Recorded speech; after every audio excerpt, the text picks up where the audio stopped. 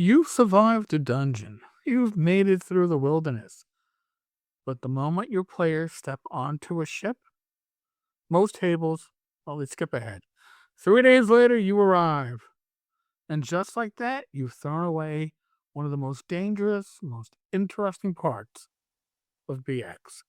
Because the expert rules don't treat the ocean like travel. They treat it like a dungeon. And once you run it that way, everything changes. Let's start with the core of it, the engine that drives everything out there. Wind and water. On land, movement is predictable. At sea, not even close. If you're rowing, you get consistency, but you pay for it. Crew fatigue. Time matters. If you're sailing, you can move fast, faster than anything on land. But now you're at the mercy of the wind. And BX doesn't hand wave that, you roll for it. Every day, you're checking conditions.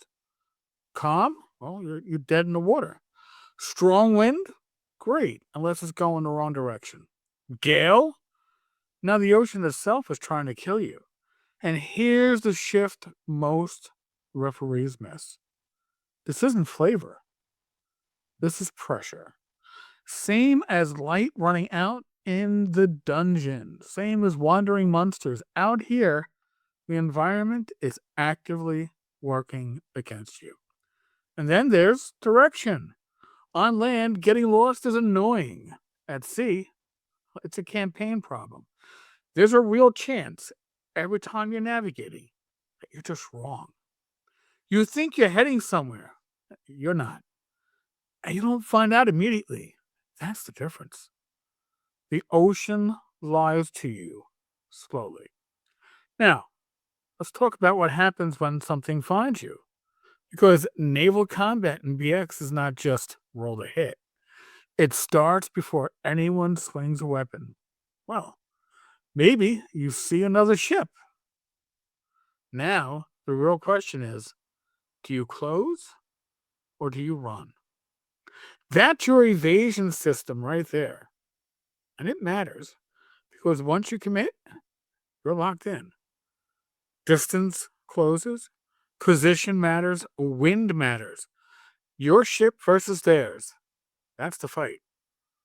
Not just your characters. And ships don't take damage like characters. They take structural hits. You're not nicking hit points, you're tearing apart something that's holding you above the water. Every hit matters more. Every bad roll matters more. And suddenly spells behave, well, admittedly, differently. A fireball isn't just damage, it's a potential catastrophe. Lightning? Well, now you're talking about punching straight through to the structure. But it cuts both ways. What works on land doesn't always translate cleanly, and that forces players to think differently. Then comes the shift. The moment everything changes.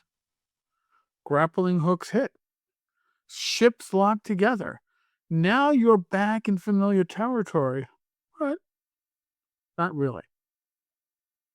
Because the fight didn't start here. It built to this. Position, damage, crew losses. That all carries in. Boarding isn't the start of combat. It's the end of a chain of decisions. And here's the part almost nobody runs correctly. You're not just a party anymore. You're running a floating operation. What do you need? Well, you need crew. And not just crew, you need specialists. You probably need, heck, a captain. You're paying wages.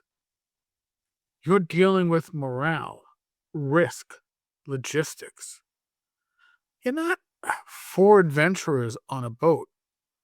You're a small company trying desperately not to go under. Literally. And while all that's happening, you guessed it, the ocean is still doing its thing. What am I talking about? Well, the encounter tables, right? They're not just pirates. They're things that don't care about your plans. Sea monsters, kraken, giant whales, sea turtles, creatures that can end a ship in a couple of rounds. Things that don't negotiate. Things you can't outrun if the wind turns against you. So when you put it all together, here's what you actually have. It's not simply travel. It's a system.